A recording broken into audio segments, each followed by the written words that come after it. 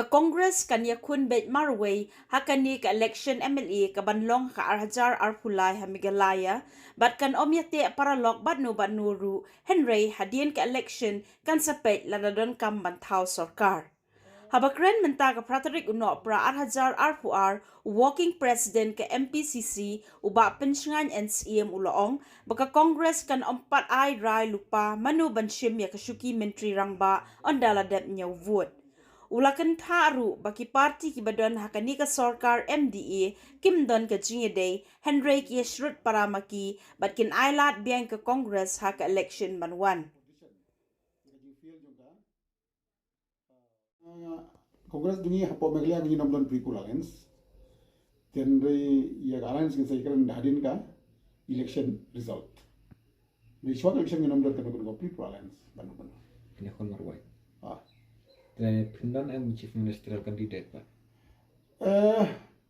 pi hadu mentang yang pat diskusi kata te ne jing sha chief minister te ka songa ha ka manu bajok ginjit yu CLP ne ta banlong chief minister kamu kata kita senang diskusi property kajing pa jong pri hatu pri incumbent silit ka pupun ba nambar beli ka ongkom ta matrai ki pai ba ki kham sutu kham ha ban yang ki politician ya kajing feel jong ka Sorkar MDA bar ka bangi pej mga kalong ba para coalition partner kimdon jing ya dei pej ka NPP ba ka UDP kimdon good relations ka BJP nakapor ka criticize ya ki partner rajong apo ka MDA tadaw nga iga kabun ba ki ha ka bagpay ba ka bakut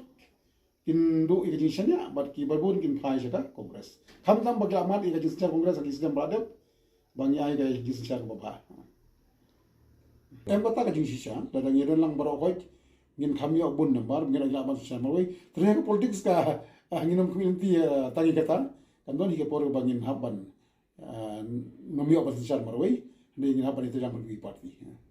kabde berkini matrai election ngelajan matrai kalian jungkir kimnong convenience yu dengan saya katakan don su kanu ni ka se tanda de election ban la apne kan diam na ka parti lang parti ka malong nila project hi naman lagi jika ito nga do bentang sa pungut desa khatana pungut la sigi bangan haban finalize